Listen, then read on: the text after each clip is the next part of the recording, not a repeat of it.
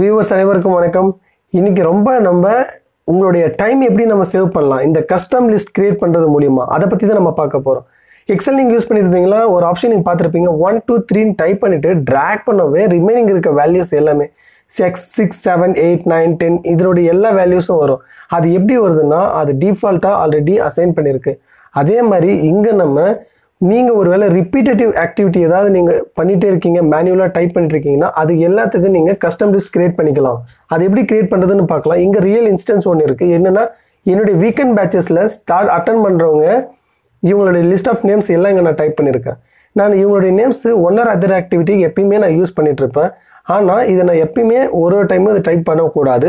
ஒரே ஒரு name type பண்ணிவிட்டு மீதி இருக்கிறத நான் ட்ராக் பண்ணேன்னா அவங்களுடைய நேம்ஸ் எல்லா நேம்ஸும் வந்துடணும்.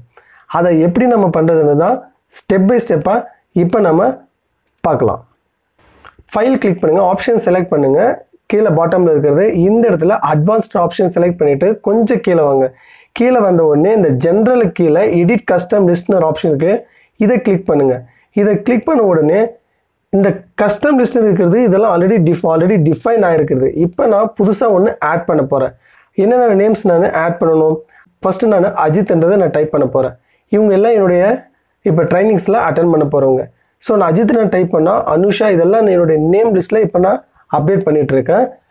நெக்ஸ்ட் பாலாஜி இதெல்லாம் நான் அப்டேட் பண்ணதுக்கப்புறம் கணேஷ் முடிச்சதுக்கப்புறம் ஹேடை கிளிக் பண்ணுங்கள். கிளிக் பண்ணதுக்கப்புறம் அதனுடைய நேம்ஸ் கஸ்டம் லிஸ்ட்டில் ஆட் ஆகிடும் இந்த லெஃப்ட் சைடில்.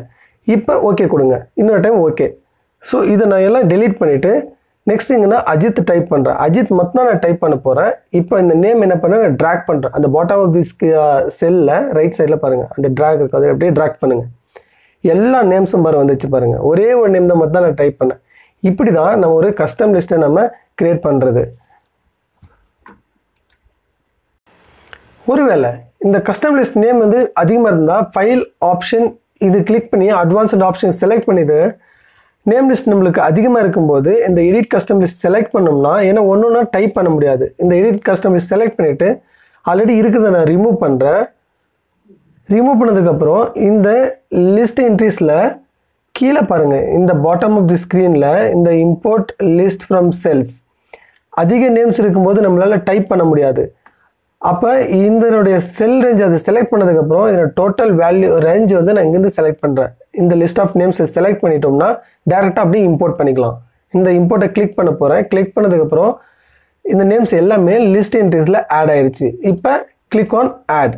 இதை ஆட் பண்ணதுக்கப்புறம் ஓகே அகெயின் ஓகே. ஸோ நம்ம இந்த ஆப்ஷன் எதுக்கு பயன்படும்னா நம்மளுக்கு நம்பர் ஆஃப் டேட்டா அதிகமாக இருந்ததுன்னா இந்த டேரெக்டாக இந்த ரேஞ்சில் நம்ம இம்போர்ட் பண்ணிக்கலாம். இப்படியே நம்ம பயன்படுத்தி பண்ண முடியும். ஒருவேளை இது டிசெண்டிங் ஆர்டரில் இருந்ததுன்னா இது ஷார்ட்டில் நம்ம எப்படி அசைன் பண்ணியிருக்கோமோ அதை பயன்படுத்தியே நம்ம இதை அப்படியே ஷார்ட் பண்ணுறதுக்கும் இதை நம்ம பயன்படுத்தலாம். ஷார்ட் கிளிக் பண்ணுங்கள். இங்கே நேம் இங்கே நம்ம இந்த A to Z எல்லாம் இது வேண்டாம். கஸ்டம் லிஸ்ட்டை செலக்ட் பண்ணுது.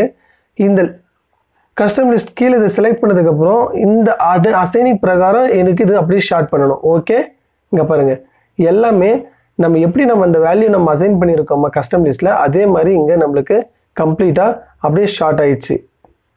இந்த வீடியோ உங்களுக்கு பிடிச்சிருந்ததுன்னா மறக்காமல் லைக் பண்ணுங்கள், சப்ஸ்கிரைப் பண்ணுங்கள். சப்ஸ்கிரைப் பண்ண கையோட பெல் ஐக்கான் செலக்ட் பண்ணி ஹாலை செலக்ட் பண்ணுங்கள். அப்போ தான் நம்ம போடுற வீடியோலாம் உங்களால் மிஸ் பண்ணாமல் பார்க்க முடியும். தேங்க்யூ ஃபார் வாட்சிங்.